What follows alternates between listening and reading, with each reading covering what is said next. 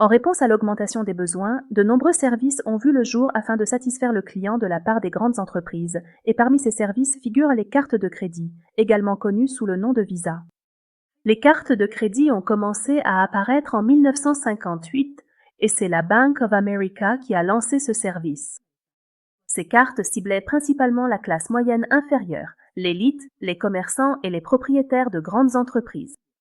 L'entreprise a alors connu une croissance importante et très rapide jusqu'à s'étendre à l'échelle internationale en 1974, où elle a lancé la toute première carte de crédit avec retrait automatique en 1975.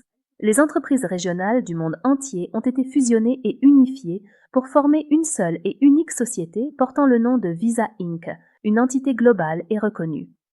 Un an plus tard, la société a commencé à introduire ses actions en bourse, ce qui est considéré comme l'une des plus grandes introductions en bourse de l'histoire. Visa a acquis Visa Europe, devenant ainsi la marque la plus répandue et la plus reconnue dans le monde entier, présente dans plus de 200 pays et territoires. Au cours de son parcours historique, elle a proposé de nombreux produits et services financiers pouvant être utilisés sur tout type d'appareil, qu'il s'agisse de cartes de crédit ou de débit, d'ordinateurs ou de téléphones portables. Qu'est-ce qu'une carte de crédit? Une carte de crédit est une petite carte en plastique renforcée, facile à transporter grâce à sa taille réduite.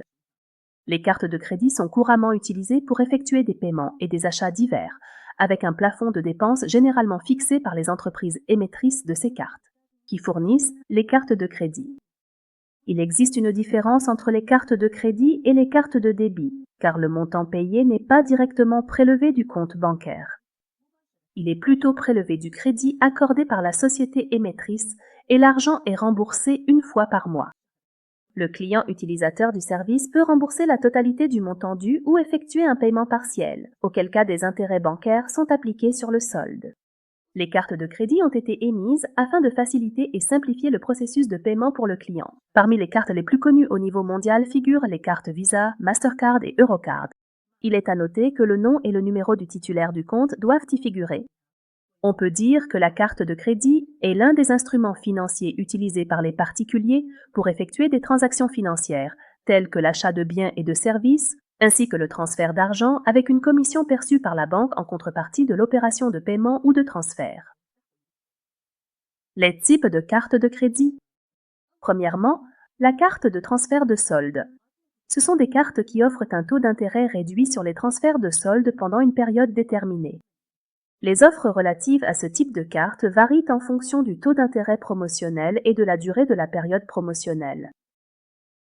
Les cartes de crédit à récompense, Reward Credit Card, sont des cartes qui offrent des récompenses aux clients lorsqu'ils effectuent des achats avec elles. Ces cartes se divisent en 3 catégories principales. Les cartes de voyage, les cartes à points et les cartes de remboursement en espèces. La préférence des individus pour l'un ou l'autre de ces types dépend de la nature de leurs dépenses personnelles. Les cartes de crédit pour étudiants, Student Credit Card, sont des cartes spécifiquement conçues pour répondre aux besoins financiers des étudiants universitaires. Ce type de carte se distingue par de nombreux avantages supplémentaires qui la différencient des autres cartes de crédit traditionnelles, telles que des récompenses variées et attractives, un taux d'intérêt réduit et d'autres avantages encore. Les cartes de paiement, Share Card, sont un type particulier de carte de crédit, également appelée carte de débit. Ce sont des cartes qui ne possèdent pas de limite de dépenses prédéfinie et qui exigent le paiement intégral du solde à la fin de chaque mois. Elles ne comportent généralement ni frais de recharge ni montant minimum de transaction, car le paiement du solde total est exigé. Les cartes de crédit garanties sont un type de carte de crédit qui constitue une excellente option pour les personnes n'ayant aucun historique de crédit établi ou ayant malheureusement subi des préjudices liés au crédit. Ces cartes nécessitent le dépôt d'une somme d'argent à titre de garantie financière, et la limite de crédit de la carte correspond généralement au montant total déposé, voire parfois à un montant légèrement supérieur. Les cartes de crédit prépayées, appelées Pre-Buy Card, sont des cartes que le titulaire doit recharger avec de l'argent avant de les utiliser. La valeur des achats est déduite du solde de la carte, et il n'est possible de dépenser qu'après l'avoir rechargée avec plus d'argent. La carte à usage limité, appelée Limited ou Postcard, est une carte de crédit destinée à des usages spécifiques dans certains endroits. Elle se caractérise par des frais de financement et de paiement minimaux. La carte de distributeur automatique, ou carte ATM, est une carte utilisée pour retirer de l'argent de votre compte bancaire à l'aide d'un code secret. Le changement du montant apparaît immédiatement sur le compte bancaire dès que l'opération de retrait est effectuée. Le montant pouvant être retiré quotidiennement est soumis aux conditions du plafond de retrait journalier autorisé, qui sont fixées par les banques. Il est également possible de vérifier le solde total du compte à l'aide de cette carte, ainsi que de transférer de l'argent d'un compte à un autre. En revanche, la carte de distributeur automatique, également connue sous le nom de carte de débit, ne peut absolument pas être utilisée pour les services bancaires en ligne, ni pour effectuer des paiements ou des achats sur des sites de commerce électronique ou dans des magasins de détail physiques. La carte à puce, ou Smart Card, est un type de carte de crédit et un moyen de paiement électronique sécurisé qui comprend un circuit intégré avec une puce mémoire interne et des fonctionnalités avancées. La carte se connecte au lecteur soit directement, soit via une connexion sans fil à distance. Elle se distingue par sa grande capacité de stockage de données grâce à son microcontrôleur intégré, ainsi que par sa capacité à interagir intelligemment avec le lecteur de carte, à chiffrer les informations et à assurer une authentification mutuelle. Cela fait de cette carte le type de carte le plus sûr et le plus fiable. Carte de débit, debit card. La carte de débit offre des outils supplémentaires pour retirer de l'argent, régler des factures et faire des achats en ligne ou hors ligne. Cette carte aide à rendre les transactions plus rapides et plus faciles. Avec la carte de débit, il est possible d'obtenir un mini-relevé des 5 dernières opérations et des informations sur le solde du compte, en plus de la possibilité de changer le code PIN. Demander un chéquier et déposer de l'argent sur le compte via un guichet automatique. En revanche, l'utilisation de cette carte nécessite des fonds sur le compte qui lui est lié au moment de l'achat, et son utilisation nécessite une utilisation. Utilisez un mot de passe. Carte de destruction ou d'affiliation. Carte Avenity.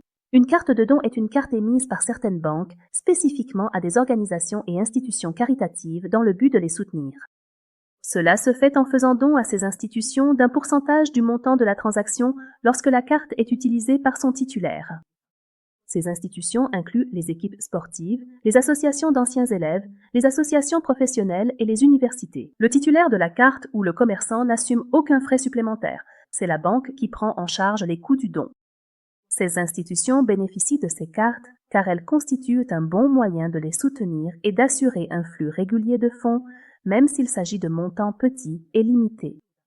En revanche, les banques qui proposent ces cartes profitent du partenariat avec les institutions caritatives ou les organisations, car cela les aide à élargir leur marché.